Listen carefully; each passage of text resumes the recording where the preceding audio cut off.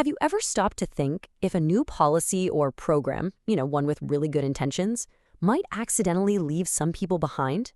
Well, that's exactly what we're going to talk about today.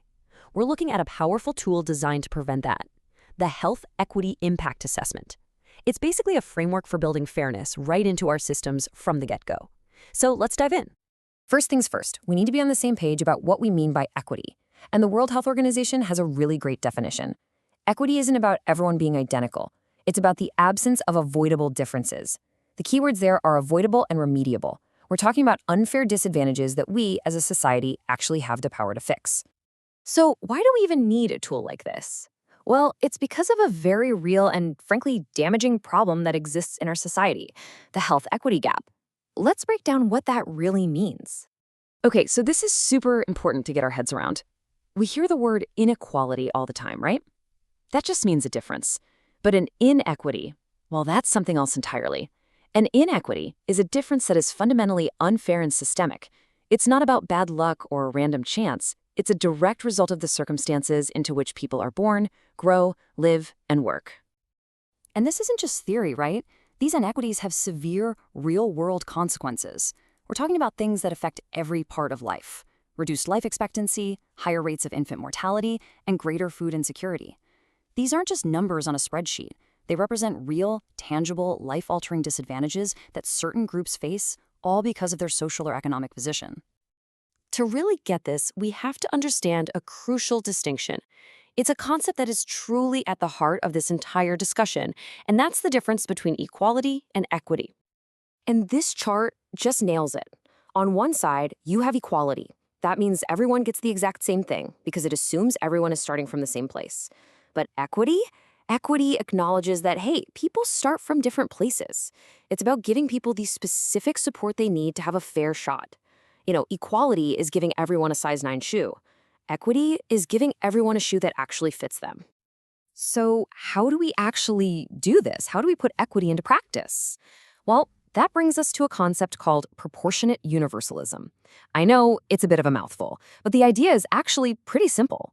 It's a practical approach that says, look, we all have universal goals, like good health for everyone.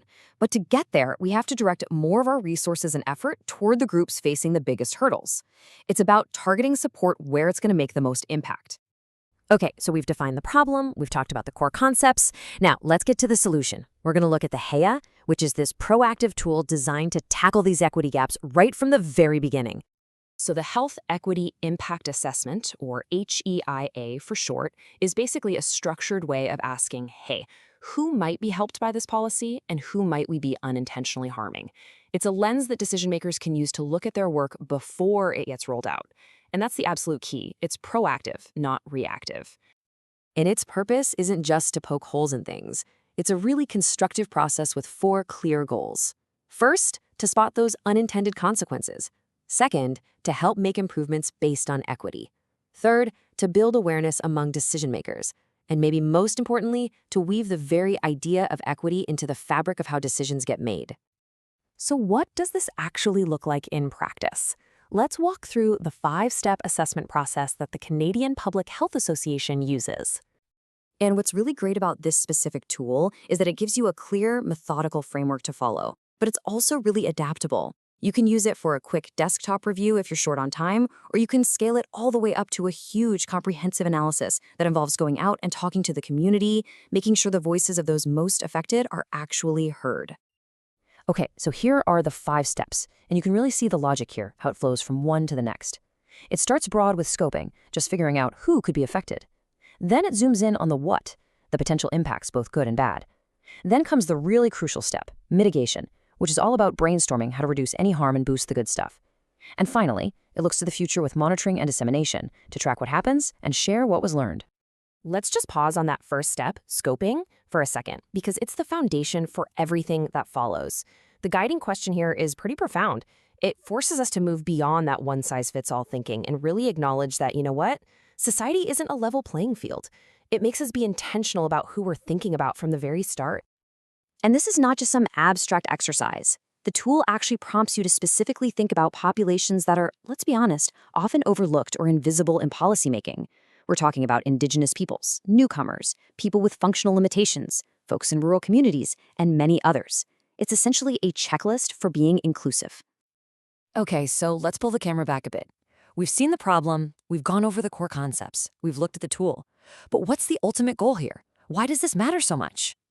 This is so important to remember. An HEIA is not a pass/fail test. The goal is not to judge or to blame. It is a constructive tool. It's designed to help us make our policies and our programs more thoughtful, more effective, and fundamentally fairer for everyone, right from the very beginning. And that brings us to a final thought I want to leave you with. Think about a new policy in your own community. Maybe it's about public transit or new housing or maybe a park development. How would that policy look if you viewed it through this equity lens? What kinds of questions would you ask? And who would you want to make sure has a seat at that table?